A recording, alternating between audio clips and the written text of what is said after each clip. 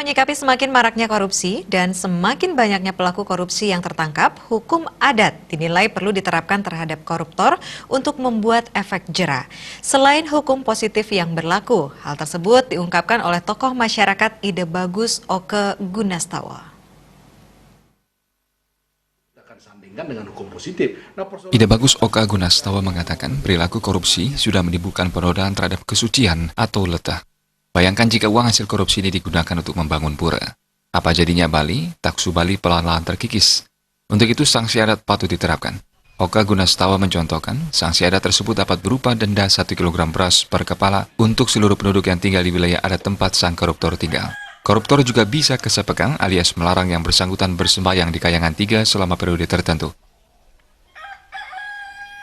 Kita ada upaya menyumbangkan bagian daripada warisan yang adiluhung ini untuk bisa memperbaiki akhlak, menjaga moralitas, dan juga mempertahankan bagaimana integritas manusia-manusia Indonesia.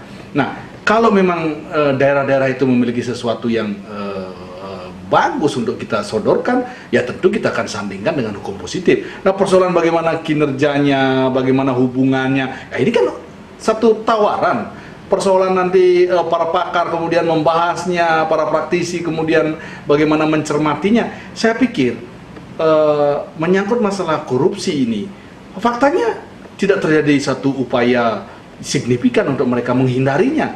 Bahkan saya lihat jadi artis saja semuanya. Lambai-lambai tangan, senyum-senyum, seakan-akan itu menjadi sesuatu hal, toh juga sudah banyak hal yang banyak orang melakukannya, sehingga mereka tidak ada beban untuk kemudian malu, takut, kemudian ada perasaan beban. Nah, inilah perlunya hukum positif barangkali disandingkan dengan hukum adat untuk bagaimana bisa.